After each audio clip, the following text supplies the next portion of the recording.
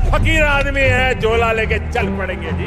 लेकिन पूरी दुनिया में आपने ऐसा कोई फकीर देखा है जो 1,40,000 का चश्मा लगाता हो, खुद घूमते हैं 12 करोड़ की मर्सिडीज में, मतलब भिक्षा मांगकर यहाँ पर फॉरेन टूर भी कर लिए और डिजिटल कैमरा भी खरीद लिया डिजिटल कैमरा के रिलीज होने से पहले। और नरेंद्र मोदी अपने आप को गरीब ही नहीं, बहुत गरीब परिवार का बताते हैं। मित्रों, मैं बचपन में रेल के डिब्बे में चाय बेचता था। वाह, क्या फकीरी है। वो भगवान है हमारे, हम उनकी पूजा करते हैं। सच तो ये है दोस्तों कि ये लोग हमारे हिंदू धर्म को ही तोड़ने मरोड़ने लग गए अपने नफरतखोर एजेंडा को फैलाने के लिए।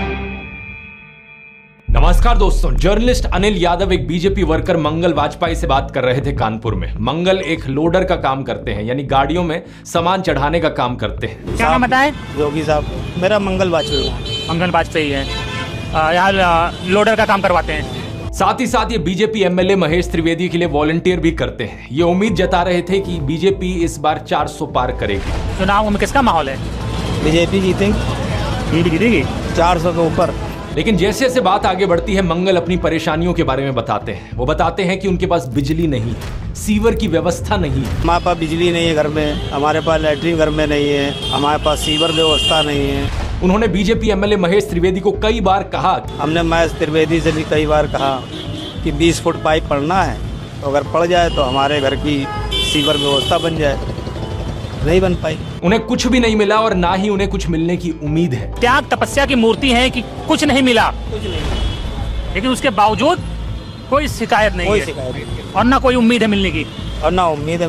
लेकिन फिर भी वो खुद को भाजपा का भक्त कहते हैं। लेकिन ये तो कहा जाता है ना कि भूखे पेट ना होए भजन गोपाला। इस पर मंगल वाजपेयी जवाब देते हैं कि ऐसा कुछ नहीं है, आदमी बालू खाकर भी पेट भर सकता है, यानी कि मिट्टी खाकर भी पेट भर सकता है। सब हो जाता है अगर संत चाह लेगा, तो सब हो जाता है। बालू खा के पेट भर लेता है। इन्हें कोई शिकायत नहीं है। प्रधानमंत्री मोदी को ये परमात्मा मानते हैं, उनकी पूजा करते हैं। ऐसा कैसे हो सकता है कि एक पॉलिटिशियन को लेकर लोग इतने अंधे हो गए हैं? और ये इकलौते नहीं है, मैंने पिछले वीडियो में आपको उसके कई और उदाहरण दिए थे। बीजेपी के टिकट पर तो कुत्ता भी खड़ा हो जाए हम जिता देंगे। ये सच है, अगर कुत्ता भी आएगा उसको भी जिताएंगे। ये तो फिर अंधविश्वास नहीं, भक्त हैं, अंधविश्वास नहीं है, हम भक्त हैं। नहीं, महंगाई मेरे हिसाब से कोई ज्यादा नहीं हुई।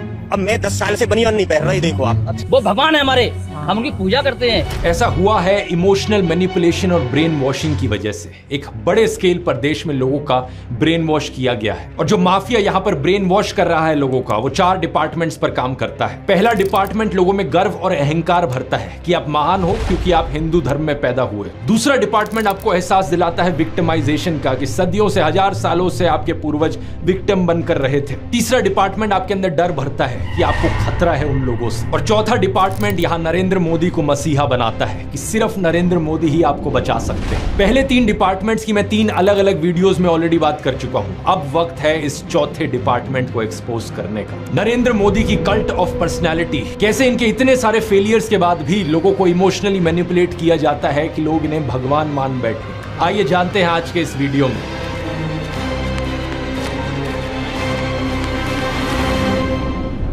जून 2013 की बात है दोस्तों। राइटर नीलांजन मुखोपाध्याय ने एक किताब लिखी नरेंद्र मोदी के ऊपर। ये एक बायोग्राफी थी। इस किताब में लिखा गया कि कैसे नरेंद्र मोदी जब 6 साल के थे, वडनगर रेलवे स्टेशन पर गुजरात में वो चाय बेचा करते थे। ये चाय बेचने वाला किस्सा तभी से लेकर नरेंद्र मोदी की संघर्ष की कहानी का ये एक मेजर टॉकिंग पॉइंट रहा है। 2015 में जब टाइम मैगजीन ने प्रधानमंत्री मोदी का इंटरव्यू लिया तो उन्होंने बताया कि कैसे वो एक बहुत गरीब परिवार से आते थे, कैसे बचपन में वो चाय बेचा करते थे रेलवे स्टेशन पर। इनकी एग्जैक्ट लाइनें सुनिए। मैं पॉवर्टी में पैदा हुआ हूँ, बचपन में मेरा पूरा बचपन पॉवर्टी में बीता है। मेरे लिए पॉवर्टी एक तरीके की पहली इंस्पिरेशन थी मेरी जिंदगी में। लेकिन कितनी सच्चाई है इन बातों में? बहुत से लोगों ने टाइम टू टाइम सवाल उठाए हैं, जैसे कि नरेंद्र मोदी के बचपन की ये फोटो देखिए। वे 1950 यानी 1950 में पैदा हुए थे। क्या उस समय किसी गरीब परिवार में पैदा हुए बच्चे के पास ऐसे कपड़े होंगे? जरा खुद ही सोचकर देखिए। सूट तक पहन रखे हैं इन्होंने अपनी बचपन की फोटोज में। मैं खुद 1994 में एक मिडिल क्लास फैमिली में पैदा हुआ हूं, लेकिन मेरी तो बचपन की ऐसी कोई फोटो नहीं मिलेगी आपको जिसमें मैंने कोई सूट पहन रखा। और नरेंद्र मोदी अपने आप को गरीब ही नहीं, बहुत गरीब परिवार का बताते हैं। इंडिया टुडे ने इनकी पुराने घर की एक फोटो पब्लिश करी थी, स्क्रीन पर देखिए। बहुत बड़ा घर नहीं है, लेकिन क्या आपको ये 1950s के किसी बहुत गरीब परिवार का घर दिखता है? परिवार में नरेंद्र मोदी के 5 भाई और 1 बहन है। 2 साल पहले नरेंद्र मोदी के छोटे भाई प्रहलाद मोदी ने कहा था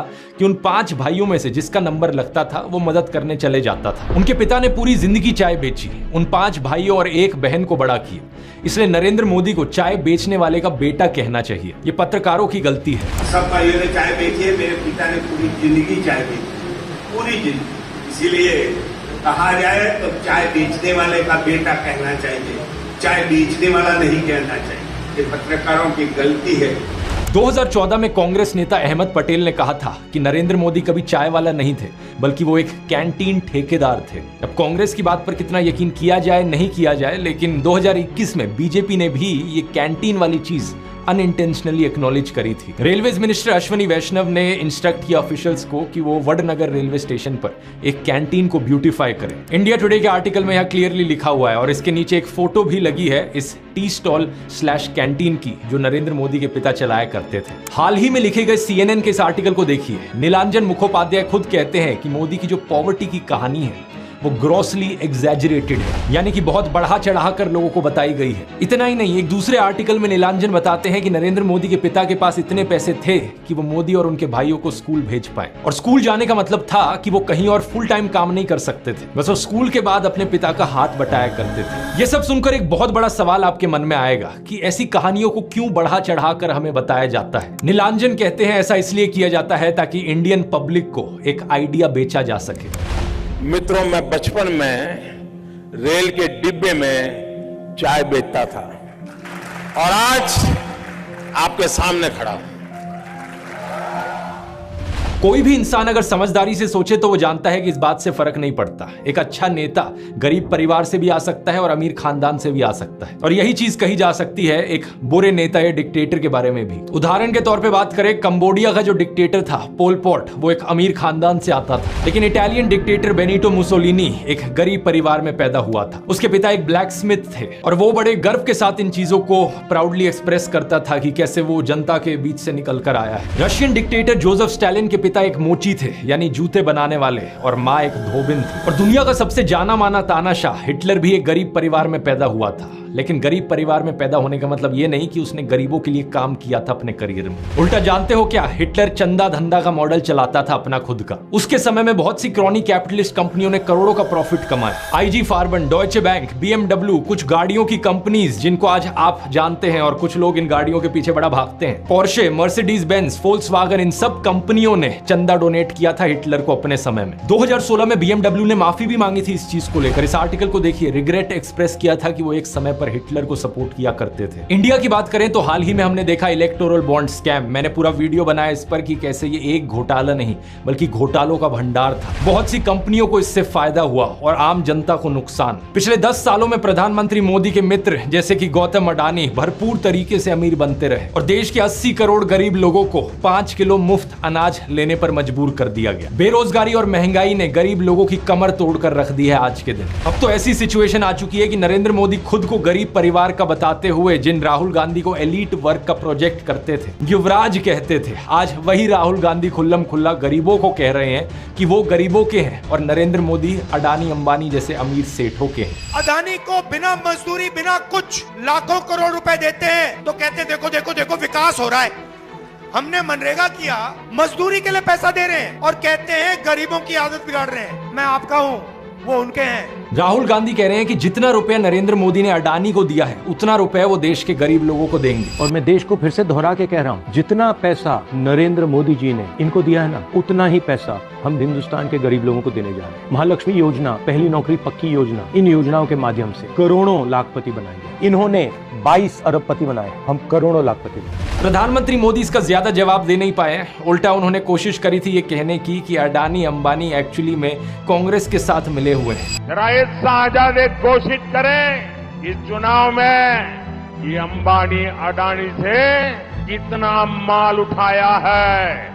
मार्च में आई इस रिपोर्ट को देखिए, भारत में इनकम इनइक्वालिटी 100 साल में सबसे ज्यादा हो गई है। इतनी बुरी हालत अंग्रेजों के जमाने में भी नहीं होती थी। ऐसे में अगर राहुल गांधी ने संकल्प लिया कि अगले 5 सालों में वो सभी 22 करोड़ गरीब लोगों को गरीबी से निकाल देंगे तो इसमें क्या गलत किया। लेकिन पीएम मोदी इस बात पर भी तंज कसने लगे। उनके पास खुद कोई अपना विजन नहीं है। 80 करोड़ लोगों के हाथ में कटोरा पकड़ा दिया और अगले 5 सालों के लिए यही 5 किलो अनाज वाली स्कीम एक्सटेंड कर दी। ना रोजगार का कोई प्लान बताया है, ना महंगाई कंट्रोल कैसे होगी ये बताया, ना गरीबी कैसे हटेगी ये बताया। और जब राहुल गांधी ने सबके लिए रोजगार की बात करी तो प्रधानमंत्री मोदी उनका मजाक उड़ाने लग गए। कांग्रेस के शाहजादे ने अभी घोषणा की, आप भी सुन करके हंसोगे।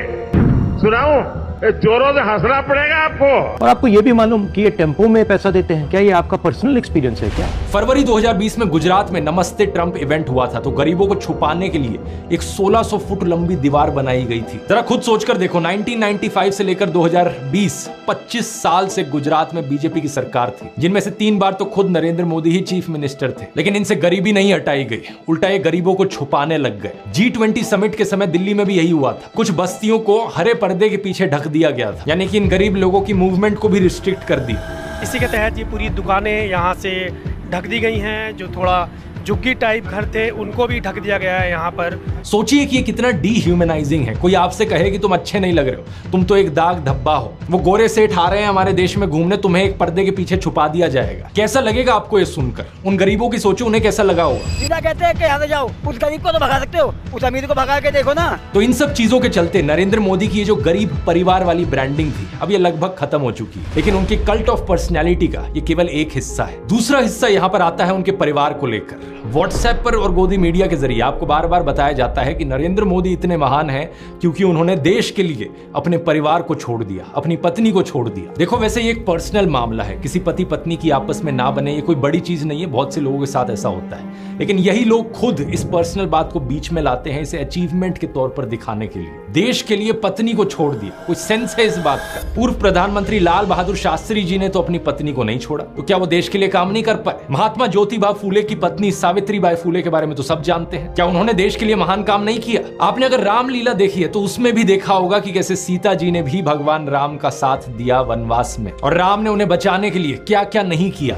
तो व्हाट्सएप यूनिवर्सिटी की एक ऐसी घटिया नारी विरोधी मानसिकता है जहां आप औरत को एक अड़चन की तरह देखते हो, जहां आप पत्नी को छोड़ देने को एक अचीवमेंट की तरह दिखाते हो। और केवल पत्नी ही नहीं बल्कि नरेंद्र मोदी के परिवार को लेकर भी व्हाट्सएप माफिया यही बात फैलाता है। अरे औरों की तो छोड़ो, नरेंद्र मोदी खुद इस बात को बार बार दोहराते रहते हैं, कहते हैं कि उन्होंने अपने परिवार को देश के लिए छोड़ दिया। मेरे देशवासियों, मैंने घर, परिवार, सब कुछ देश के लिए छोड़ा है। पंजाब केसरी अखबार ने तो उनकी चरण वंदना करते हुए उनकी तुलना भगवान बुद्ध और महावीर जैन से कर डाली। लेकिन इन लोगों से मैं पूछना चाहता हूं, कभी भगवान बुद्ध ने अपना घर छोड़कर ऐसे बयान दिए क्या? सम्माननीय आदरणीय दीदी, आदरणीय दीदी, ओ दीदी। किसी औरत को कांग्रेस का विधवा कहा, 50 करोड़ की गर्लफ्रेंड कहकर अपमानित किया, समाज में नफरत का जहर बोया। सत्ता पाने के लिए भगवान बुद्ध ने ये सब नहीं किया था, वो तो खुद एक राजकुमार थे। वो तो सत्ता को, महल को और सिंहासन को छोड़कर जंगल में गए थे, और उनके पीछे उनके माँ बाप, उनकी पत्नी यशोधरा और उनके बेटे राहुल तो राजमहल में सुविधाओं के साथ जी रहे थे। और जब बुद्ध की ज्ञान प्राप्ति हुई तो जानते हैं उन्होंने सबसे पहले क्या कहा था? oshonews.com पर ओशो के एक लेक्चर का ट्रांसक्रिप्ट दिया हुआ है। जब बुद्ध को ज्ञान प्राप्ति हुई तो पहली बात उन्होंने अपने शिष्यों से ये कही, मैं यशोधरा के पास जाना चाहता हूं, उससे बात करना चाहता हूं। ये सुनकर आनंद व्याकुल हो गए, बोले कि ये ठीक नहीं है, लोग क्या कहेंगे? बुद्ध ने कहा, मुझे उसका धन्यवाद करना है उसकी मदद के लिए, और जो मेरे साथ हुआ, जो मुझे मिला, इसका कुछ हिस्सा मुझे उसे देना है, ये उसका कर्ज है मुझ पर। और वो गए। यशोधरा ने उन्हें देखा, 12 साल का गुस्सा उनके अंदर था। वो बोली, मुझसे कहकर तो जाते, क्या मैं तुम्हें रोकती? इतना भी विश्वास नहीं था मुझ पर। बुद्ध ने माफी मांगी, ये कहा कि मैं नासमझ था, अब समझ आई तो वापस आया हूं। सुनो, कुछ अद्भुत हो गया है। मेरा पहला दायित्व तुम्हारे प्रति है, इसलिए वह अनुभव तुम्हारे साथ साझा करूंगा। यशोधरा की आंखों से आंसू झरने लगे। आप प्रधानमंत्री मोदी का इंस्टाग्राम अकाउंट देखिए जरा। प्रियंका चोपड़ा और निक जोनस की वेडिंग रिसेप्शन में गए, उन्हें बधाई दे रहे हैं। इस वीडियो को देखिए, विराट कोहली और अनुष्का शर्मा के वेडिंग रिसेप्शन पे जाकर उन्हें गुलाब दे रहे हैं। मलयालम एक्टर सुरेश गोपी की बेटी की शादी में गए। टाइम्स नाउ की एंकर नविका कुमार के बेटे की शादी में गए। मुकेश अंबानी ने हॉस्पिटल खोला तो वहां बधाई देने पहुंच गए। इस न्यूज आर्टिकल को भी देखिए, नरेंद्र मोदी ने गौतम अडानी के बेटे करण की ग्रैंड एंगेजमेंट सेरेमनी को भी अटेंड किया। तो बॉलीवुड सेलिब्रिटीज और अमीर सेठों की शादियों में जाने के लिए बहुत समय है इनके पास। हालांकि इसमें कुछ गलत नहीं है, इनकी मर्जी अगर ये जाना चाहें तो। लेकिन सवाल यहाँ पर ये, क्या केवल अपने भाइयों और परिवार को ही छोड़ना पड़ता है क्या देश के लिए? एबीसी के इस आर्टिकल को देखिए। अवनी दास रिपोर्ट करती हैं कि अक्टूबर 2023 में मोदी परिवार उनके भतीजे की शादी के लिए इकट्ठा हो रहा था, लेकिन एक इंसान वहां से गायब थे। नरेंद्र मोदी। आपने फोटोज और वीडियोस में जरूर देखा होगा कि प्रधानमंत्री मोदी अपनी माताजी से मिलने जाया करते थे, जो कि अच्छी बात है, लेकिन कभी आपने नोटिस किया कि केवल वहां 3 लोग होते थे इस मुलाकात में? प्रधानमंत्री मोदी, उनकी माताजी और कैमरामैन। कभी कभार मुलाकात में 2-3 और लोग होते थे, लेकिन वो हमेशा और कैमरामैन ही होते थे। 3 साल पहले बीबीसी कॉरेस्पॉन्डेंट तेजस वैद्या ने प्रधानमंत्री मोदी के भाई प्रहलाद मोदी से बात करी और सुनिए उनका क्या कहना था। तेरे परिवार ने दूर रखवानी सूचना आपवामां आवे। इस बात को लेकर स्पष्ट निर्देश होता है कि परिवार के बाकी सदस्य दूर ही रहे। प्रधानमंत्री मोदी की भतीजी सोनल मोदी ने भी यही बताया कि उनको मना किया गया है। उनसे पूछा गया कि शपथ ग्रहण समारोह में बहुत से लोगों को निमंत्रित किया गया, लेकिन उन्हें क्यों नहीं बुलाया गया? तो सुनिए उन्होंने क्या कहा था। नरेंद्र मोदी जी ने प्रधानमंत्री का शपथ ली थी, तब देश में से कई लोग गए थे, तब आपको न्योता मिला था या आपको जाने की इच्छा हुई थी? इच्छा तो सबको होती है, पर अफसोस है कि हमें इनविटेशन नहीं दिया गया। G20 की थीम रखी गई थी वसुदेव कुटुंबकम, यानी पूरी दुनिया एक परिवार है, लेकिन खुद के परिवार को, खुद के भाई बहनों को अपने से दूर रखा जाता है इस तरीके से। आखिर क्या कारण है? भगवान राम तो अपने परिवार के साथ रहते थे। राम, लक्ष्मण, भरत, शत्रुघ्न, चारों भाइयों में कितना प्यार था। क्या इसका मतलब यह हुआ कि राम जनता के लिए काम नहीं कर पाए? उन्होंने तो राम राज्य स्थापित किया था, जहां कोई गरीब, बेरोजगार, दुखी नहीं था। मैं फिर से कहूंगा, ये प्रधानमंत्री मोदी का अपना पर्सनल मैटर है। अगर वो बॉलीवुड, अडानी, अंबानी जैसे दोस्तों के साथ ताल्लुक रखना चाहते हैं और अपने परिवार के साथ नहीं, उनकी मर्जी। मुझे प्रॉब्लम इस बात से नहीं है, प्रॉब्लम इस बात से है कि इसे अचीवमेंट की तरह क्यों दिखाया जाता है कि मैंने अपना परिवार छोड़ दिया, देखो मैं कितना महान हूं। ये कोई अचीवमेंट होती है कि? इसका साइड इफेक्ट ये हुआ है कि बहुत से हिंदू युवा ब्रेन वॉश हो गए हैं। होना ये चाहिए कि वो अच्छे से पढ़ लिख कर कुछ बने, काम धंधा करे, कुछ कमाए और अपने माँ बाप की सेवा करें, लेकिन नहीं। कुछ यूथ की क्या हालत हो गई है कि वो हाथों में तलवार लेकर मस्जिदों के सामने घूम रहे हैं। उन्हें भी अपने परिवार से, अपने माँ बाप से कोई मतलब नहीं। सेलिंग पॉइंट नंबर 1 था मैं गरीब परिवार से हूं। सेलिंग पॉइंट नंबर 2 था कि मैंने अपने परिवार को छोड़ दिया देश के लिए। और सेलिंग पॉइंट नंबर 3 अब आता है फकीरी। नरेंद्र मोदी अक्सर कहते हैं कि उन्होंने भिक्षा मांगकर गुजारा किया। कभी कहते हैं कि 35 साल के लिए, कभी कहते हैं 40 साल के लिए। करीब 40 साल मैंने भिक्षा मांग करके खाया है। मैं 35 साल तक भिक्षा मांग करके खाया। चलो इतनी तो बोलने में गलती हो सकती है, 35 साल हो, 40 साल हो, लोग अक्सर भूल जाते हैं। लेकिन सवाल ये कि वो एमएलए पहली बार बने 2002 में, तब उनकी उम्र होगी 52 इयर्स। लेकिन उससे पहले 90s में ही पता नहीं कैसे उन्होंने फॉरेन टूर्स कर लिए। ये फोटोज देखो उनकी, आईफिल टावर के सामने पेरिस में, व्हाइट हाउस के सामने अमेरिका में, हॉलीवुड के सामने, लंदन गए, वो मलेशिया गए। क्या 40 साल भिक्षा मांगकर इतने पैसे कमाए जा सकते हैं कि फॉरेन के टूर्स कर ले 90s में? और साथ ही साथ इसी बीच में नरेंद्र मोदी ने बीए और एमए की 2 डिग्रीज भी कर ली अलेजिडली। ये कैसे हो गया? आप ही बताओ दोस्तों। साल 1990 में डायकाम मॉडल 1 रिलीज हुआ था, जो कि यूएस में लॉन्च होने वाला दुनिया का पहला कमर्शियली अवेलेबल डिजिटल कैमरा था। लेकिन प्रधानमंत्री मोदी अपने इंटरव्यू में बताते हैं कि उन्होंने पहली बार डिजिटल कैमरा 1987 या 1988 में यूज किया था। मैंने पहली बार डिजिटल कैमरा का उपयोग किया था 87-88 में शायद। मतलब भिक्षा मांगकर यहाँ पर फॉरेन टूर भी कर लिए और डिजिटल कैमरा भी खरीद लिया डिजिटल कैमरा के रिलीज होने से पहले। वाह क्या फकीरी है। वाह मोदी जी, वाह वाह। अपनी कलम को गिरवी रख चुका एक गीतकार कहता है कि फकीरी है आपके स्वभाव में। एक फकीरी है आपके स्वभाव में। कभी नरेंद्र मोदी खुद ही कहते हैं कि हम तो फकीर आदमी हैं, झोला उठाकर चल पड़ेंगे। अरे हम तो फकीर आदमी हैं, झोला लेके चल पड़ेंगे जी। लेकिन पूरी दुनिया में आपने ऐसा कोई फकीर देखा है जो 1,40,000 का चश्मा लगाता हो, अपनी बूढ़ी माँ को नोटबंदी के लिए लाइन में खड़ा कर दिया और खुद घूमते हैं 12 करोड़ की मर्सिडीज में? एक तरफ तो शास्त्री जी जैसे प्रधानमंत्री देखे हैं देश ने। बताया जाता है कि उनके पास सिर्फ 2 धोती और 2 कुर्ते हुआ करते थे। कुर्ता फटकर इस्तेमाल करने लायक ना रहे तो उसे भी रुमाल बना लेते थे लाल बहादुर शास्त्री जी। लेकिन प्रधानमंत्री मोदी की यूएस विजिट की इन फोटोज को देखिए, एक दिन में 4 बार कपड़े बदलते हैं। द प्रिंट में लिखे गए इस आर्टिकल को देखिए। उत्तराखंड और हिमाचल जाते हुए प्रधानमंत्री मोदी ने 8 घंटे में 4 बार कपड़े बदले। इस टाइम्स ऑफ इंडिया के आर्टिकल को देखिए। प्रधानमंत्री मोदी गंगा आरती करने गए तब भी कपड़े बदलते जा रहे हैं। हुबली टाइम्स वालों ने तो इनकी फैंसी ड्रेस का एक पूरा कोलाज बना दिया। इंडिया टुडे ने भी इनकी 22 हेड गियर्स की कलेक्शन दिखाई है इस आर्टिकल में। और इस इंडियन एक्सप्रेस के कोलाज को भी देखिए। अगर ये फकीरी वाली बात भी नहीं बैठती लोगों में, तो इस सब के बाद अगला हथियार आता है कि इनको भगवान का अवतार ही बना दो। ये एक बार नहीं, 2 बार नहीं, बल्कि कितनी बार कितने नेताओं ने बार बार प्रधानमंत्री मोदी को भगवान से कंपेयर किया है। और मोदी जी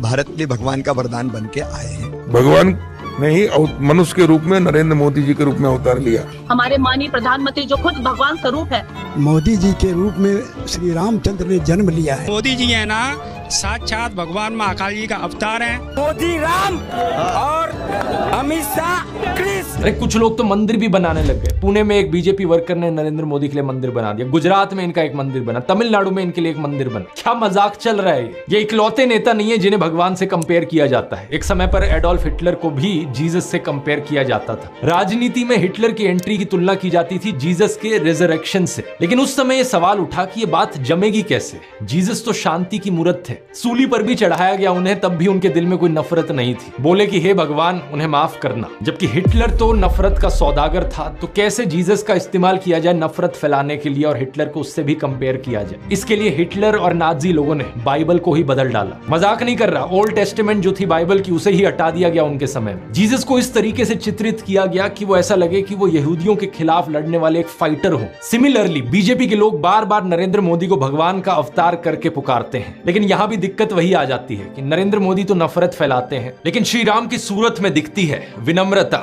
सौम्यता, करुणा। राजा रवि वर्मा की इस आइकॉनिक पेंटिंग को देखिए, राम दरबार, जो कि हमारे देश के करोड़ों घरों में लगी हुई है। इस प्रॉब्लम का समाधान ढूंढने के लिए इनके लोगों ने राम की सूरत बदलनी शुरू कर दी। पिछले कुछ सालों में आपने देखा होगा ये एंग्री हनुमान और एंग्री राम की आइकॉनोग्राफी गाड़ियों के पीछे इसे लगाया जाता है, ये दर्शाने के लिए कि ये है असली में भगवान राम। चरित्र ही बदल दो भगवान का। रामायण में मुसलमानों का कोई जिक्र नहीं है, लेकिन इन लोगों ने रामायण को भी तोड़ मरोड़ दिया अपने नफरतखोर एजेंडा के लिए। 2016 में एक बीजेपी एमपी ने कहा कि मुसलमान तो रावण के डिसेंडेंट्स हैं। व्हाट्सएप माफिया वालों ने हमारे हिंदू स्क्रिप्चर्स में एक झूठा कोट इंसर्ट कर दिया, धर्म हिंसा तथैव च। जो चीज किसी वेद पुराण में नहीं थी, किसी रामायण महाभारत में नहीं थी, इन्होंने जबरदस्ती अपना नफरतखोर एजेंडा बीच में घुसा दिया उसके। धर्म हिंसा तथैव च, आपको जान करके आनंद होगा कि ये किसी भी ग्रंथ में कहीं पर भी नहीं लिखा हुआ है। और इससे आपके रोंगटे भी खड़े हो जाने चाहिए कि ये कौन सी सेंट्रलाइज्ड कॉन्स्पिरेसी यूनिट है जो इतनी बड़ी बड़ी साजिशें करती है कि जो बात धर्म ग्रंथ में लिखी भी नहीं हुई है उसको संस्कृत में लिख करके उसको चारों तरफ व्हाट्सएप से और दूसरे जरियों से फैला देती। सच तो यह है दोस्तों कि ये लोग हमारे हिंदू धर्म को ही तोड़ने मरोड़ने लग गए अपने नफरतखोर एजेंडा को फैलाने के लिए। लेकिन अब बहुत से हिंदुओं को इनका एजेंडा समझ में आ गया है। इस तरीके का हमारे धर्म के साथ खिलवाड़ करना लोगों को अच्छा नहीं लग रहा है, इसलिए ये कार्ड भी अब फेल होता जा रहा है। तो इन बीजेपी वालों ने क्या सोचा कि अवतार से एक लेवल नीचे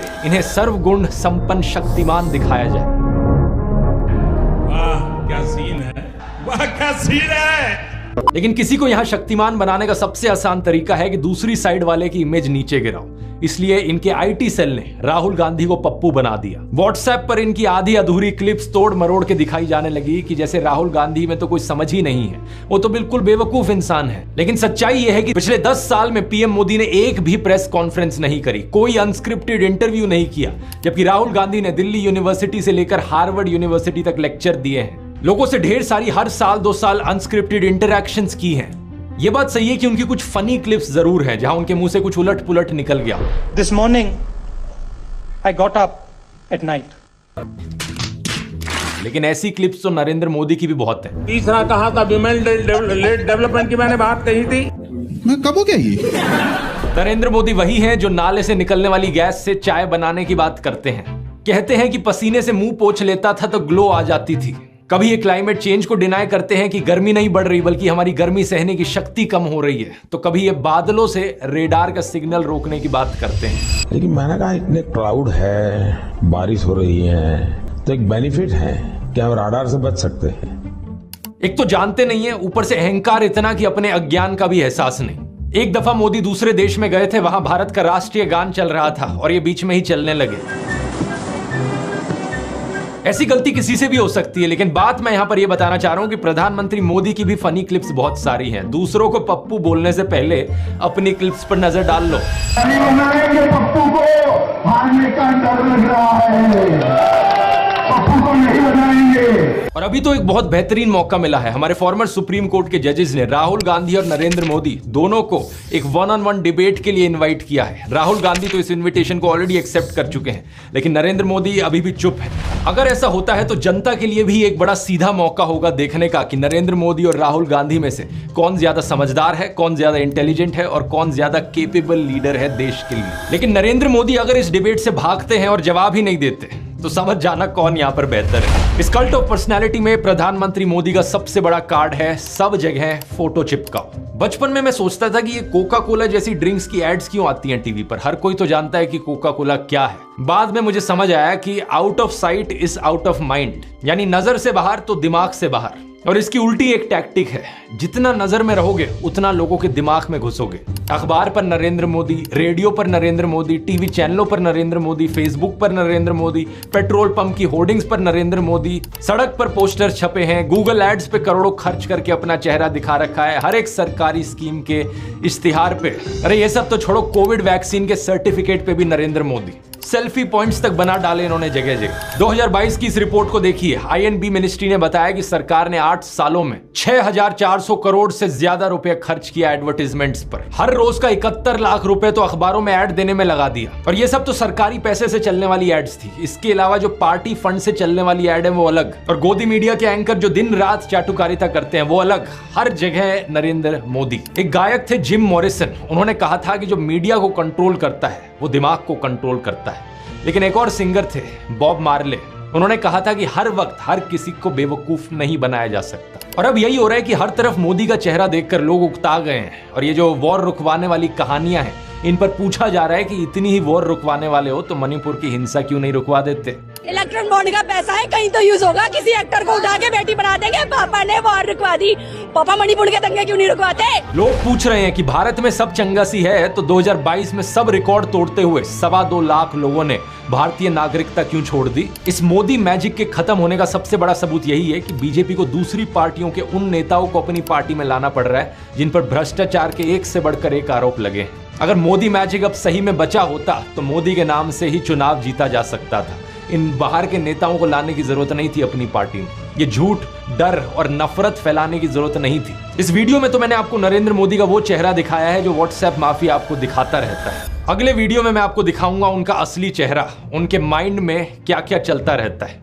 यहां मैं आप लोगों को धन्यवाद करना चाहूंगा क्योंकि आप लोग इतने जज्बे के साथ इनकी इस झूठ और नफरत की फैक्ट्री को तबाह करने में लगे हुए हो। हमारे इस मिशन 100 करोड़ पर लगे रहिए। ये देखकर खुशी होती है कि किसी का कमेंट आता है ये कहते हुए कि आपने एक वीडियो को 850 लोगों के साथ शेयर किया व्हाट्सएप पर। कहीं पता चलता है कि प्रोजेक्टर स्क्रीन पर दिखाकर आप वीडियो चला रहे हो राजस्थान की गलियों से लेकर वेस्ट बंगाल तक। किसी ने टीवी लगा दिया बाहर मुंबई में ताकि लोगों तक सच पहुंचाया जा सके।